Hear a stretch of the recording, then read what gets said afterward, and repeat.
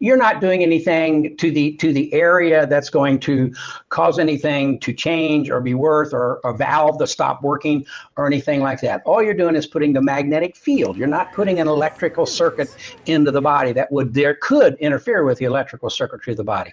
So no, you're fine to do that as a rule. Now you might want to tell your veterinarian just to be totally up and up with how you want to work with things. But we've had people with AFib and certainly heart murmurs and situations like that.